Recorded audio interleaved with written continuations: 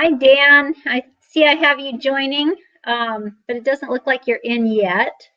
So, hi, it's Terry Quenzer, and we are going to talk about what is your health worth, and is it worth trading 28 days of your life to get a better life?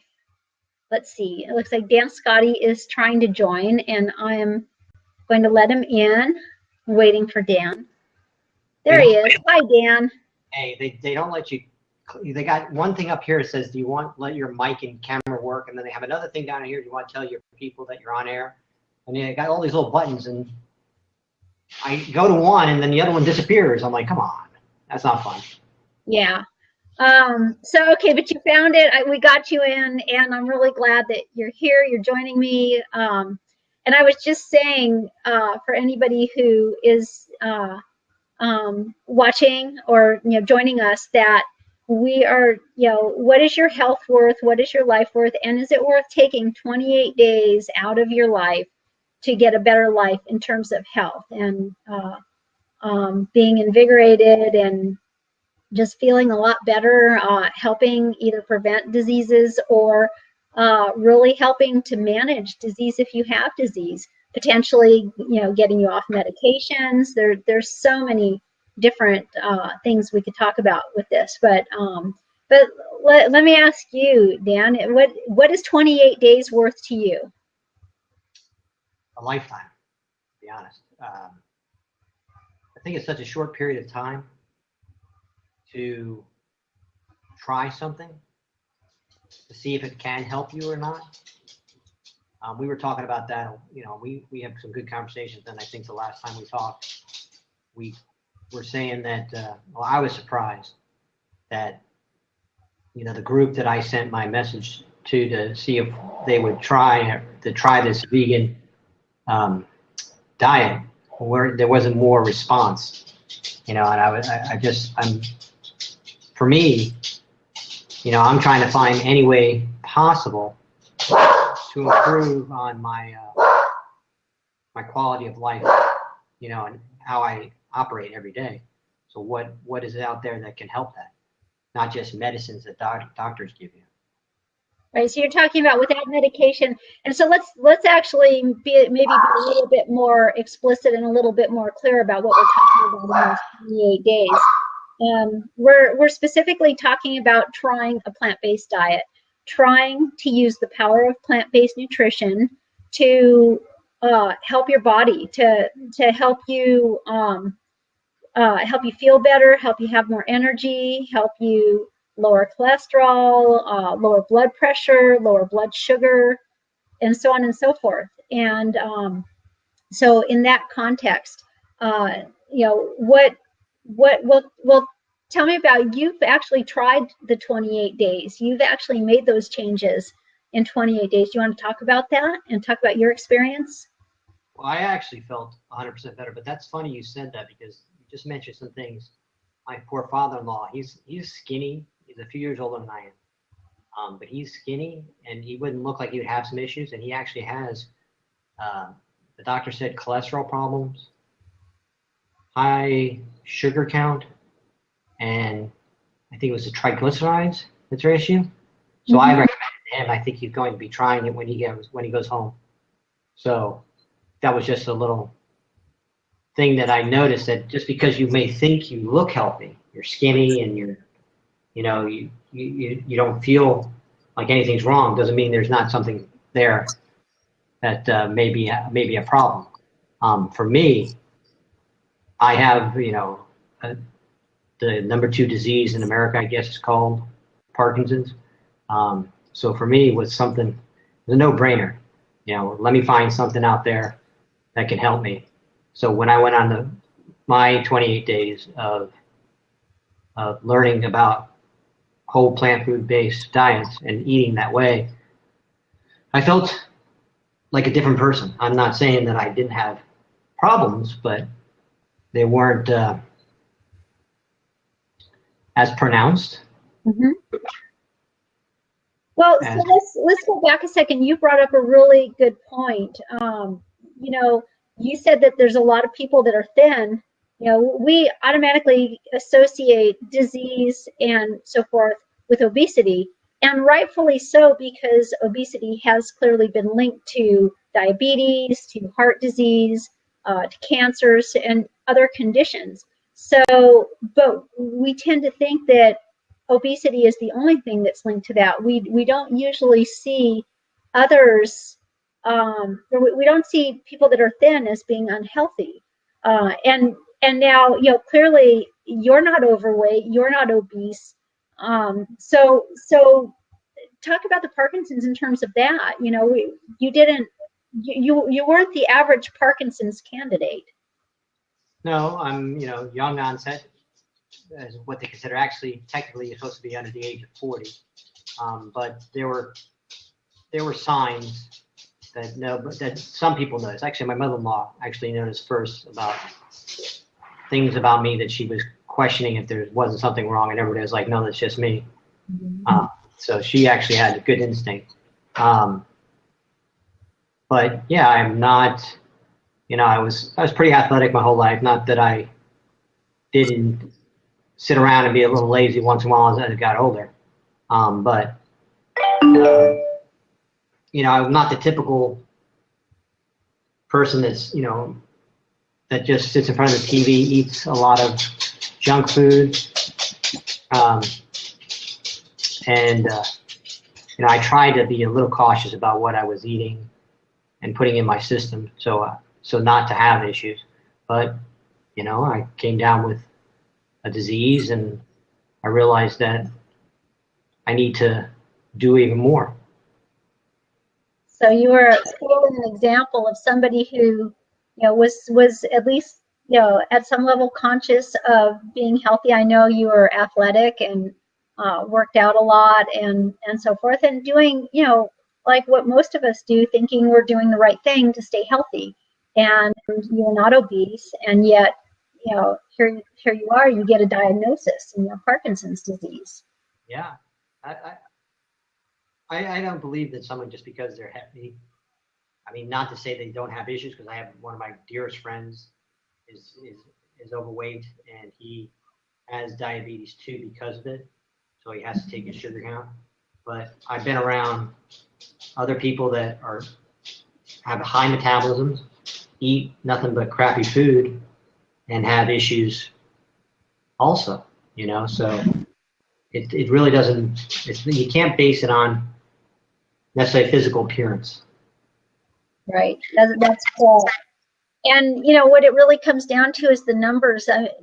Physical appearance can be an indicator, but in the case of somebody who's not obese, then it's not an indicator, and that's where you have to rely on the metrics. You have to rely on knowing that, knowing what your cholesterol is, your blood sugar, your triglycerides, and those sorts of things, because you can be very unhealthy even if you're thin. And I see Miss Blissful joined us. Hi, welcome. Yeah, thank you. So we're talking about how you can look thin, and typically obesity is associated with diseases, but you don't have to be obese to be at high risk to get those diseases. And Dan was thin and young for the onset of Parkinson's when they reached the diagnosis. So Dan, how did you know before you had the diagnosis? Had you known that you could have, if you had an opportunity back then to keep your life in 28 days and try a plant-based diet, would you have felt that was relevant to you? I'm talking about before the Parkinson's diagnosis. Or would you have done that opportunity? Personally, probably I would have tried it. I've always wanted to try it. I don't know why I didn't, but this was just an extra push, to have this problem was an extra push to say, now you really have to think about it. So sometimes we need those motivators. Right. I understand some people, life is just too fast, to think about, should I eat this food, or should I just go and grab something quick? So I can understand those obstacles, but for me, it was it was trying to find ways to improve my day to day. Mm-hmm. And you bring up another really good point, obstacles and convenience and fast. You know, you get hungry, you want to eat something now. And, you know, McDonald's is on every street corner just about, or, you know, whatever that is for you. And so, you know, that makes it more difficult to, you know, be motivated to try this. But talk about for a minute, you know, what were some of the, you know, we were talking about prevention a minute ago, you know, to try it to prevent a disease. But you already have a disease and you've tried 28 days on a plant-based diet. What were some of the benefits you found, you know, in terms of the Parkinson's and just, you know, in terms of your day-to-day life? Well, a couple of important things that come to mind. One was the medication seemed to last longer. Wow. I don't know if it's because the animal-based products fill you up and block flow, you know, for the medicine to get through your body, for plant. Mm-hmm. Which studies have shown So that to be the case. that probably was what was happening. So the medication was being blocked at certain areas, and what it made me feel light. I guess the word is light, you know, not stuffed and lethargic, and you know, I felt, you know, because when I'm off my medication, what they call the on state and off state. When I'm in the off state, I feel lethargic without food. Now with food on top of that, that doesn't, you know, work well with you anyway. Now you have a double-edged sword. So go ahead. Yeah, so you're experiencing two different things. You're lethargic to begin with, and when you're talking about eating the animal-based food, that makes you even more so, I think more lethargic. Yeah, I think so. I mean, because most of the time you know, let's say you're a weightlifter. You know, weightlifters are taught to eat high-protein diets because protein feeds the muscle. You know, carbohydrates puts on extra weight, and it feeds the brain, where fat supposedly feeds the heart. So the protein, it still has a tendency of making you feel tired. That's why you eat it at a certain time. You know, when you work out, immediately after you work out, you have high carbohydrates. Not why don't they have high proteins? Because you want your body to still go. So I think that's, you know, for me, when I eat a lot of protein, you know, you definitely get cut up, but you definitely feel tired. I think more tired. Yeah, well, in the case of Parkinson's, studies have shown, you know, they've shown that protein, specifically animal protein, actually blocks the receptors from receiving L-DOPA in your brain to produce dopamine, which is the primary problem for Parkinson's patients. Your brain doesn't produce dopamine. Correct. So there's a known effect, cause and effect, with the animal protein that is not seen as much with the plant protein. And of course, the fiber in plants actually is found to enhance the transition of the L-DOPA into the brain so that you can produce dopamine. But so back to you, you're feeling lethargic after eating and feeling, you know, being lethargic in, you know, general off the medication. So and you mentioned that when you spent the 28 days on the plant-based diet, you felt longer, and would you say that you had more energy? Yeah, I mean, I would definitely say that. Like I said, I always use the word lighter, but I guess that would be more energized. Yeah. Like right now, because I'm honest. I went off the diet a little bit because I was stupid. So I feel more. No, don't say that. That's absolutely not true. I'm saying it wasn't the smartest thing to do. Let's put it that way. So I'm, like, you can see how I'm speaking. I'm not quick-witted or quick to get the words out. I'm like, and I think that's part of the process. I think that, and when I was on the plant, I felt more, you know, more mobile. Okay. So you have a really good comparison because yeah, let's revisit this for a second.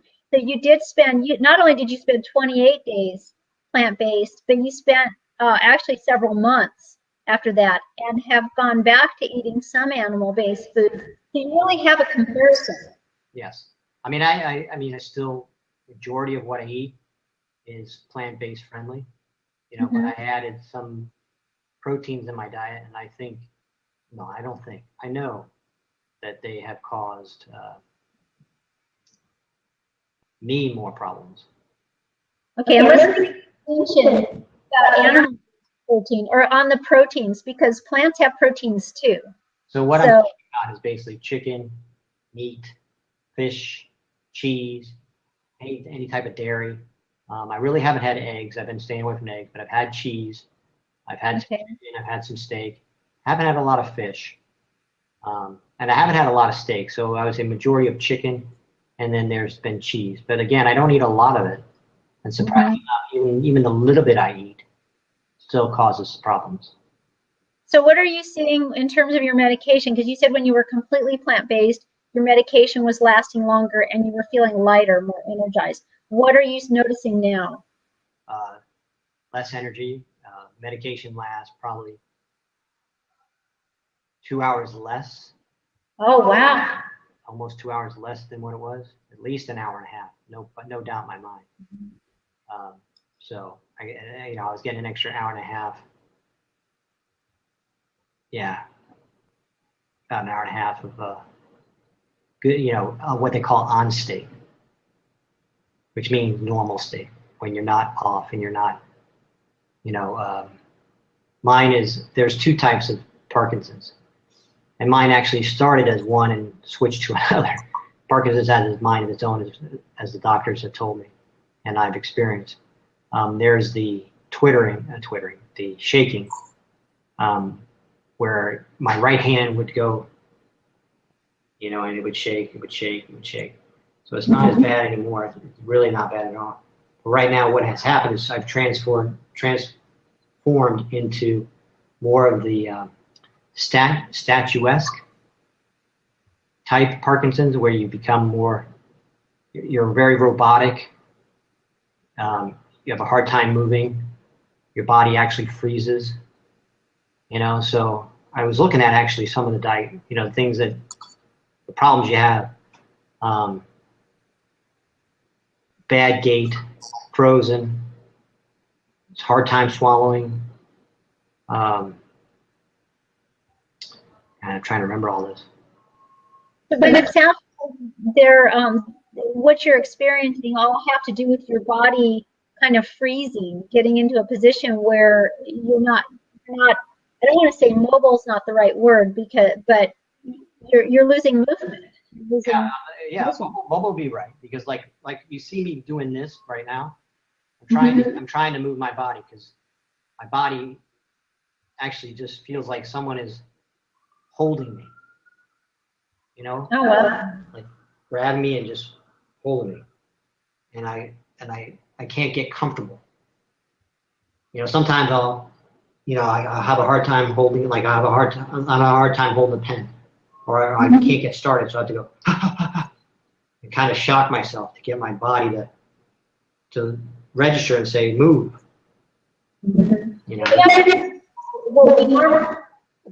Oh yeah, those what do he call that? The doctor, the movement special called it something. The natural movements of when you blink, when you move your arms. There was a terminology said, but it's some kind of movement. Right. I know what you're talking about.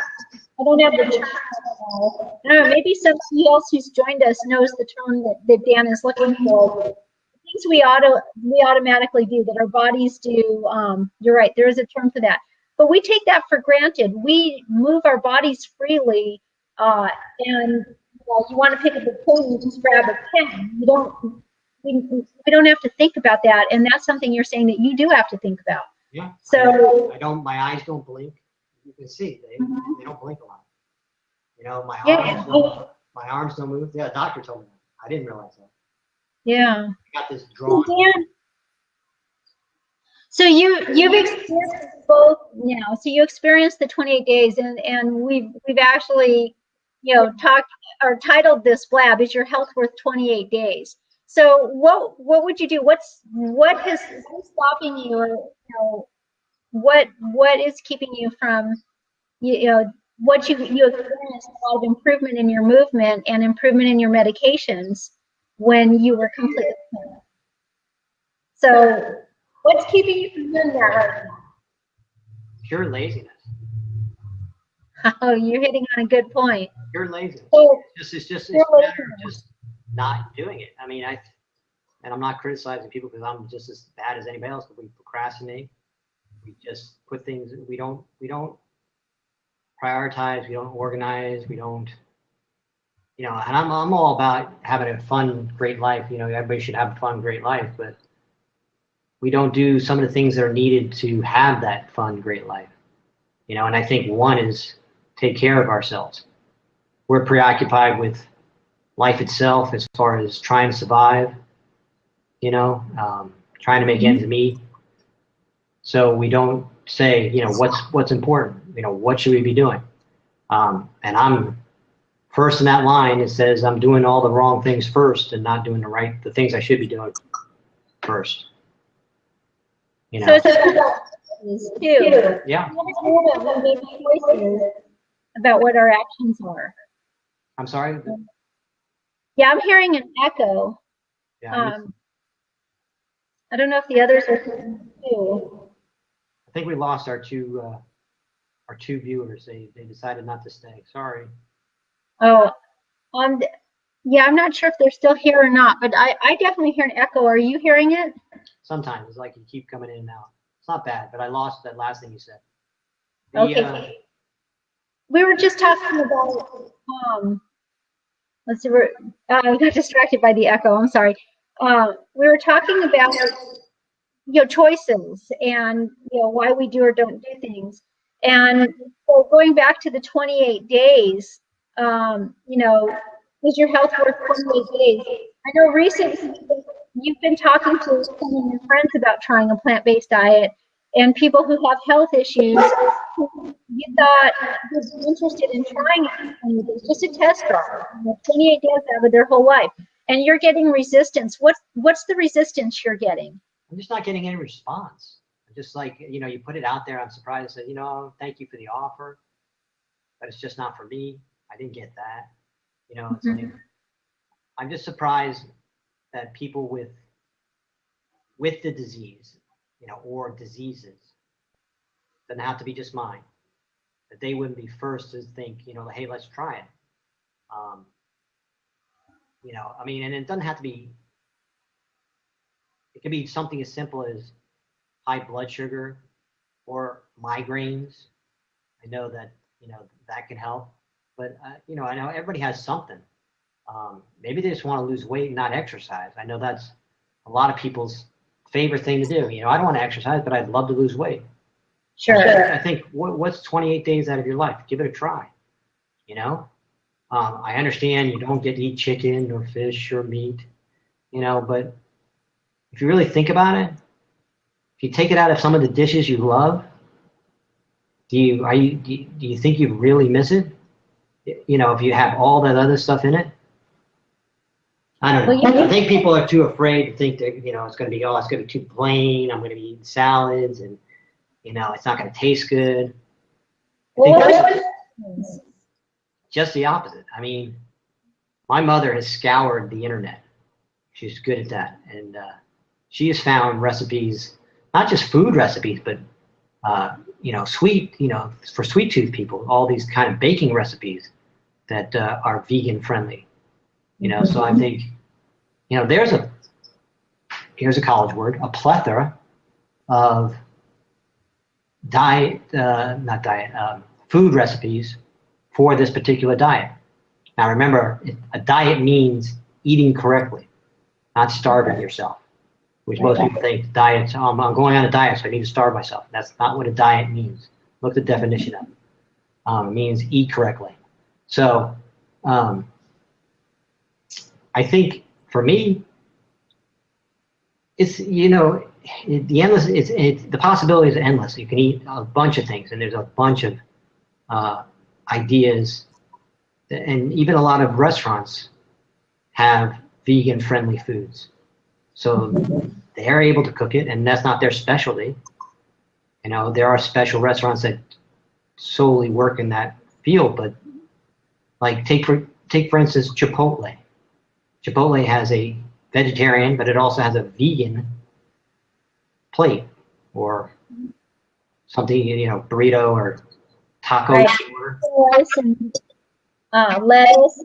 So I mean, it's there, and I know you don't really miss the meat because you could barely taste the meat as it is in a burrito anyway. If you, let's say you had a burrito, you have the rice, you have the beans, you have the vegetables that they offer, you have guacamole, you got salsa de tomate, salsa, you got, you know, you don't do the sour cream, you don't do the cheese, and you don't do the meat. You know, you got plenty. They still big and fat, and there's no way you can go hungry with Chipotle. But you know, and you're bringing up some really good points because you've started off talking about thinking about what you're not going to eat for 28 days. So the meat, the fish, the cheese, the milk, or whatever. But you know, there's another way to look at it. What do you get to eat for 28 days?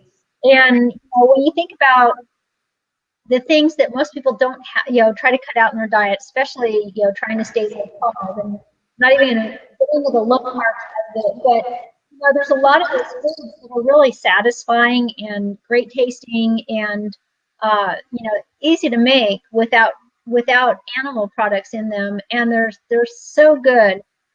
So you know, that people don't really think about what they're gaining in terms of satisfaction and joy of eating with plant-based foods. They're, you know, before they try it, they're more focused on what they're not going to eat. And you know, so your experience, you know, with the people that you've mentioned, they are, you know, they're not really responding, or they're saying, you know, no thanks, because they're afraid to give up certain foods. And you know, part of it too, there's you know, people are at different points or stages of change. There's actually stages of change, and you know, sometimes people aren't quite at the point where they're ready to make a change. And so it might sound interesting. Yeah, that sounds good. I might want to try that at some point, but I'm not going to do it now. It usually is, you know, they need to be at a point. There needs to be some sort of a motivation for them to actually make that change. They have to prepare for it. What makes it better than having a disease or having an issue like you're overweight or something? Because people will take on these other diets, which is funny. I laugh about it. They'll take on these other diets and they'll eat plain chicken. Right. Well, you know, plain steak. And I mean, that can't be tasty because I've had it before and it's not tasty. Especially when you're on a serious bodybuilding type diet. You know, it's everything's plain. You can't have anything that has to give it any flavor. It's like eating chalk. Yeah. You know, so there's no enjoyment. And you don't have that in the vegan. You can actually incorporate all this different stuff, avocados. You know, make your own type of almond sauce and. You know, I mean, you know, and they tell you don't eat fruits. When, you know, fruits are bad for you because they're high in sugar. You know, that's not the case in a vegan diet. You know, because they're plant-based and they're fiber and nutrients. But here's the thing. There's usually a diet of the week. And I don't want to interrupt you, but people always ask me this. Yes, there are some liquors you can drink in a vegan diet.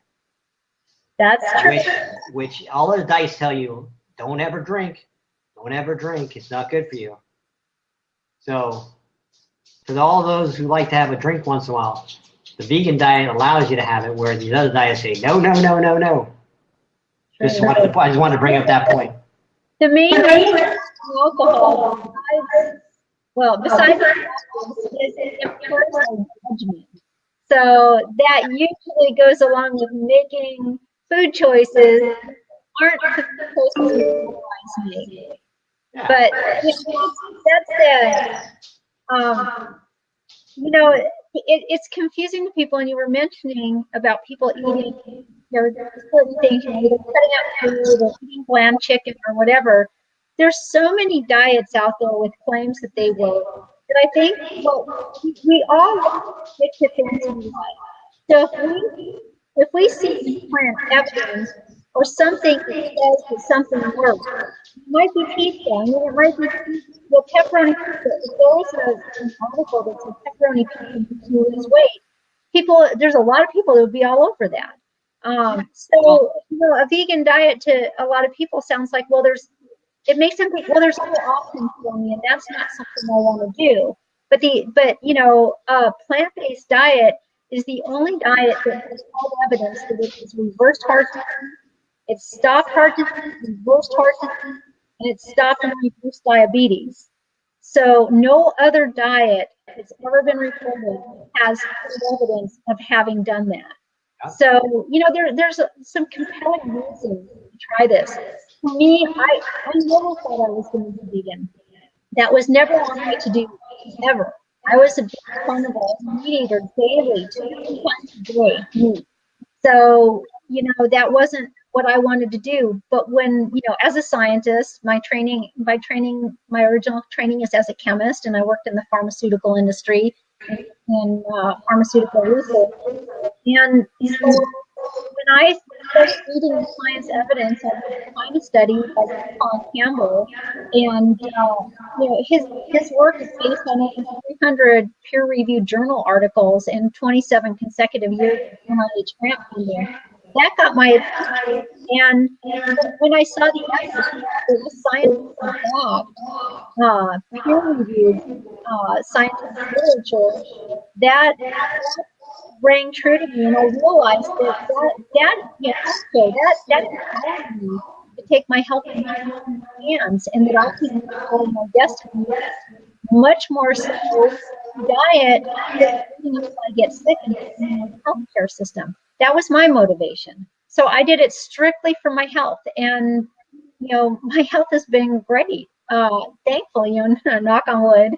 So there's different reasons. People need different motivation for it. And, if you'd have talked to me the week before I picked up the China study and asked me if I was ever going to be vegan, it would have been a resounding no. Why would I give up meat? But a week later, suddenly my life was changed forever. And so that's the thing. For anybody, they need to have some kind of motivation. There needs to be a reason. But 28 days is not a very long time. I mean, you could do anything for 28 days.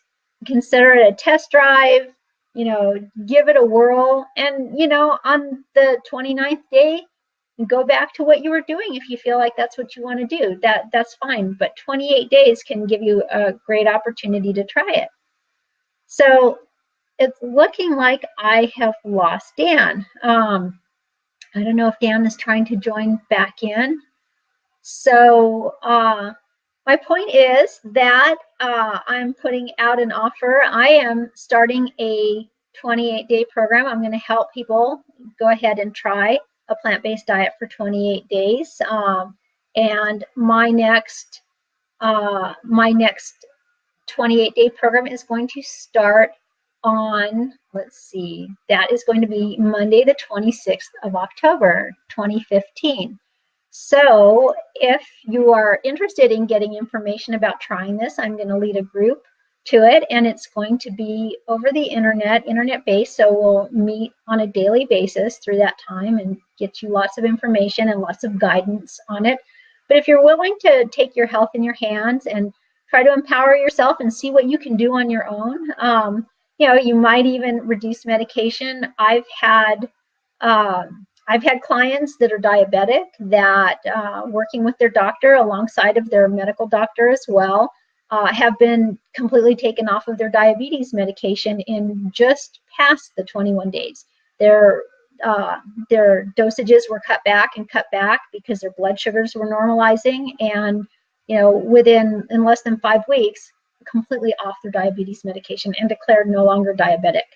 And there's been other benefits to people I've worked with. They have lost weight, their cholesterol has dropped, Their blood sugar has normalized. As I just said, their triglycerides have dropped. They've had more energy. They've had mental clarity. They sleep better. Their skin is more vibrant.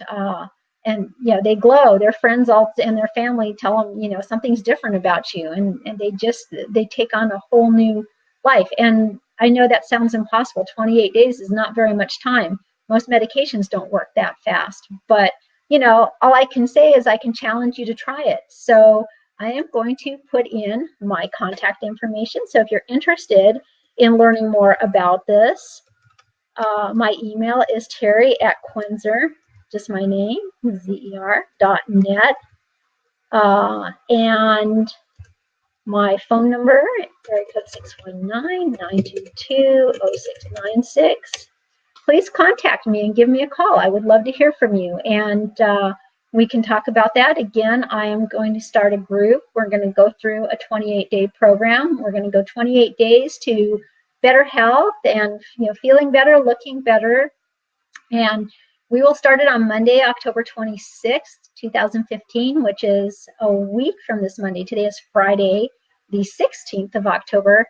And that's going to get you right up before Thanksgiving. So we will cover strategies of how to get through Thanksgiving. We'll have cooking classes, and you'll get to learn how to make some great tasting plant-based foods. So you'll get to learn firsthand that it's not about salads, and salads are a part of it and they're great, but there's a lot more to it, and there's a lot more plant-based options that will keep you happy and satisfied and full. There's no calorie counting, there's no portion control. You can eat as much as you want. You never go hungry. So anyway, I would love it if you want to join us. In the site, I've shared my contact information. It's terry@quenzer.net. That's my email address, area code 619-922-0696. Again, 619-922-0696. Contact me if you would like some information. I'd love to hear from you. So anyway, I'm going to close this blab. I hope you have a great weekend, and thank you for joining.